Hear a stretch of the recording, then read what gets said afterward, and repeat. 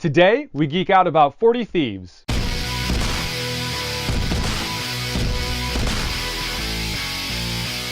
Hey guys, what's going on? It's Lee from Geek City USA here, and today we're going to talk about a game called 40 Thieves. Now, 40 Thieves is coming soon to Kickstarter, and it's put out by the team at Jackbro, which is the same team that did Vikingar, which was on Kickstarter last year.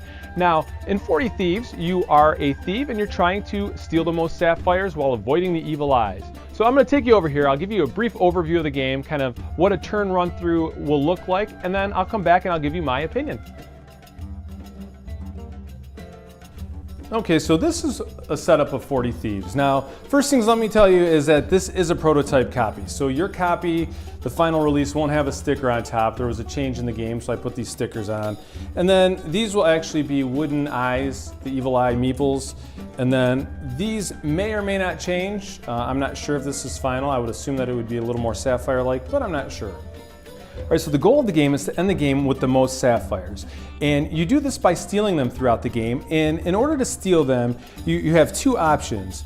You can surround a sapphire with 4 cards that are a good combination, or you can make a line of cards that make a good combination, which would allow you to steal the sapphires that are next to it. And if there's no sapphires next to the line, you could steal one from anywhere, including from one of your opponents. So let's talk about what makes a good combination. So you'll see here that on these cards, you have thieves of different color and symbols. So here, here's a blue with a star, here's a blue with a hand or a flower, here's a green with a sun, this is a red with a flower. So basically, in order to make a good combination, you could do one of 4 different ways. You can have 4 identical colors. So if all 4 of these thieves were blue, you can take this sapphire and you've stolen that successfully.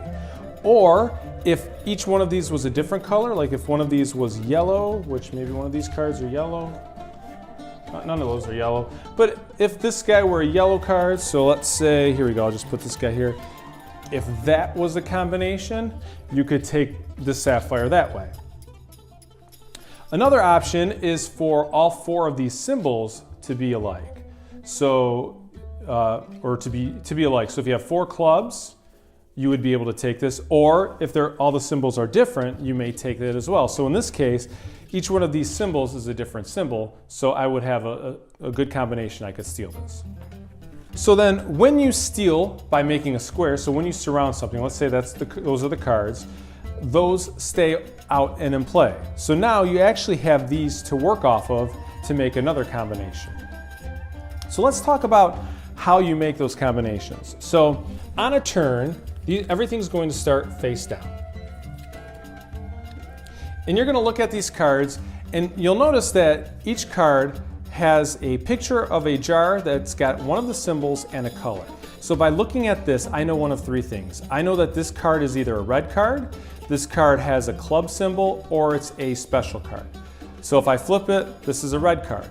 So in looking at these cards, I can say this could be red, this could be red, and this could be red. And so could all these here. Or they could be the symbol. So that helps you in trying to identify what cards are there. So on a turn, you're going to draw 3 cards into your hand. So in this case, I draw 3 blues. Typically that's not probably going to happen, but so you draw up, so you have 3 cards in a hand, and then your next phase in your turn is to glimpse. So you can look at any one of these cards on the board. So I can look at, if I look at this board, here's a good example. Here's a yellow, a red, a green, and a red. So I have 3 blue cards in my hand, so I could maybe swap this out. So let's flip this over, see what color this is.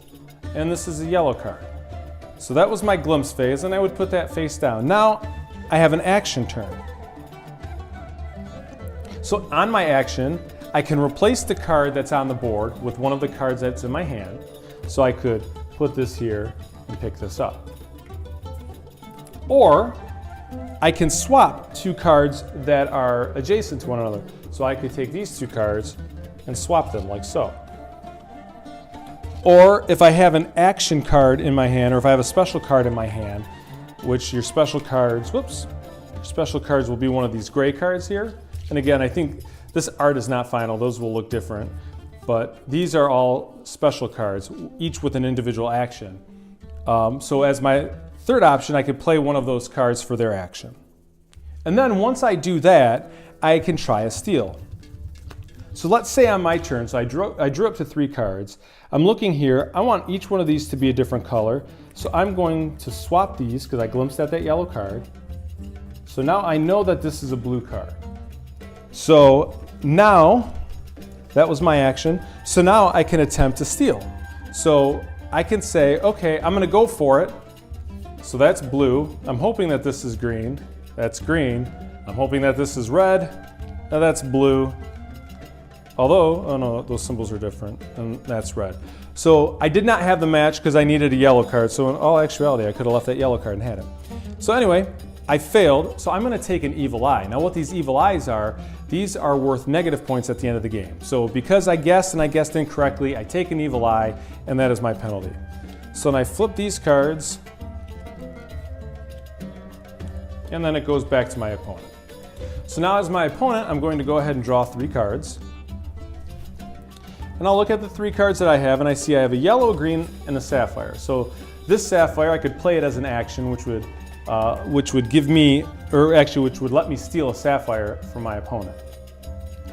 So I'm going to look here, so that was my draw phase. I know that this is blue and this is blue. So on my glimpse turn, I'm going to glimpse at this one, and it's a blue card. And I knew that because of the move my opponent just made. So for my action, I'm going to swap this yellow card with this blue card. And this card comes into my hand, so this is my hand now. And then on my turn, I'm going to make a guess. So I'm going to flip this row here, and they should all be different colors. And they are. So because they are, I get to steal a sapphire. So I could steal one on either side. I'll just take this one here, put it into my collection over here. These, because you completed a line, get discarded. And then you put new cards in their place.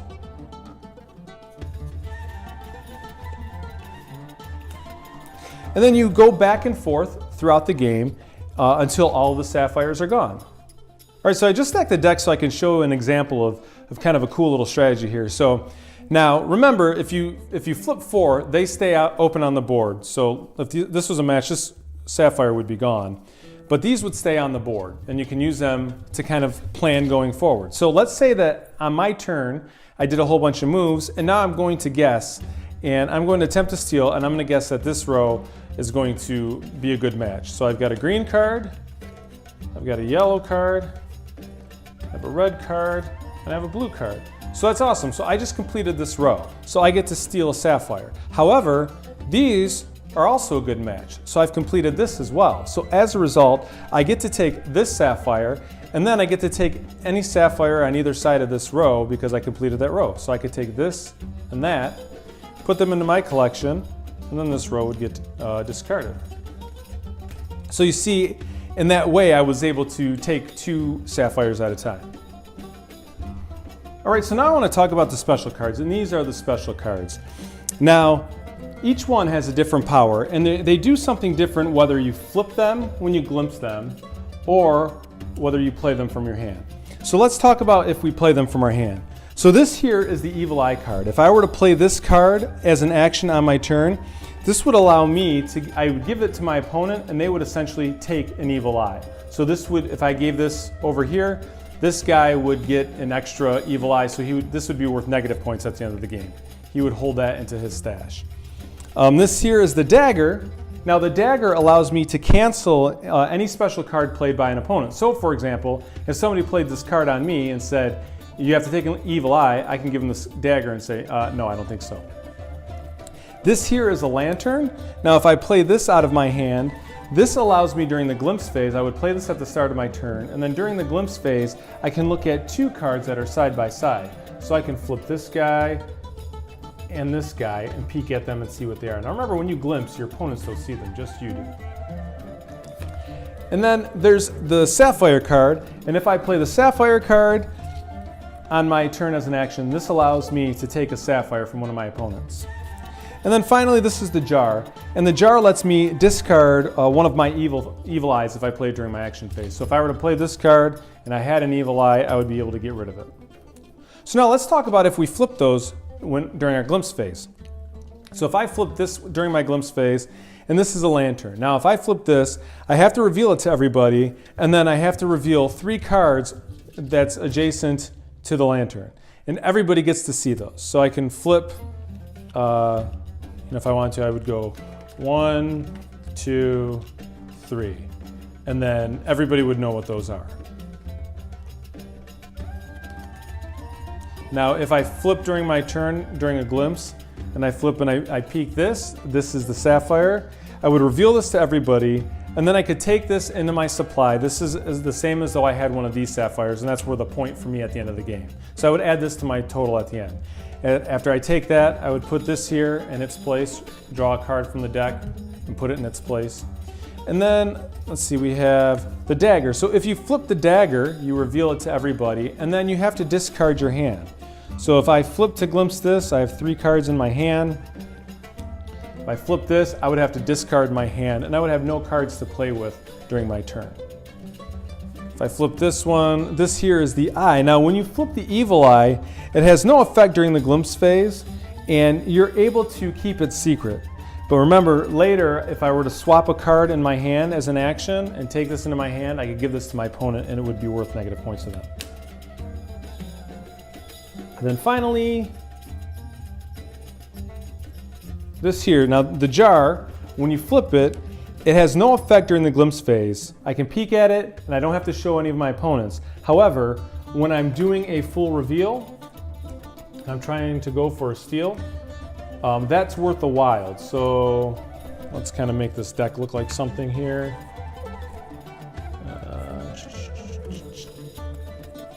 So if I were to go for a steal, and this would be what it shows, this would be a successful steal because this is a wild card.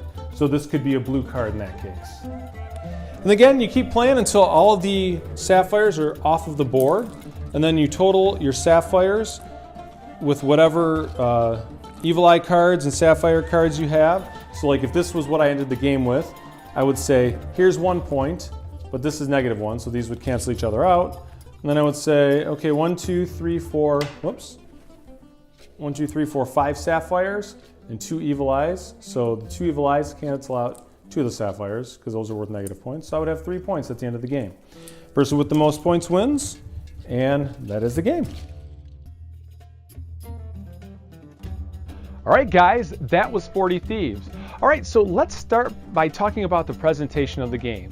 So let me say that for being a prototype, and that was very much a prototype, the cards were very high quality, and the card quality was going to be increased from what I understand in talking with the designers of the game. So I definitely think that the final release will be very nice if it's anything like what this prototype was.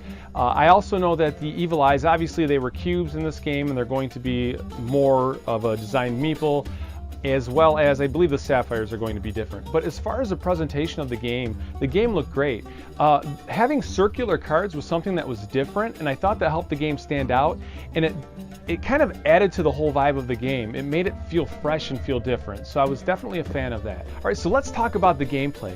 Now, full disclosure, I am not a fan of memory style games. They're usually way too much work for me when it comes to a game night. I like game nights, I just like to kick back and relax and not have to worry about the memorization piece. However, this game, the way it implements the memory mechanic is fantastic. So the backs of the cards, you'll see I had a sticker on it because the earlier prototypes were a little bit different. But the backs of the cards have a jar on it, and on that jar is a symbol as well as a color. So you know that in looking at those cards, it's either that color or that symbol, or it's a special card. So right there, that's kind of the helper boost that I need. Now, the thing that really drew me to this game was how much of a take that game that this could be.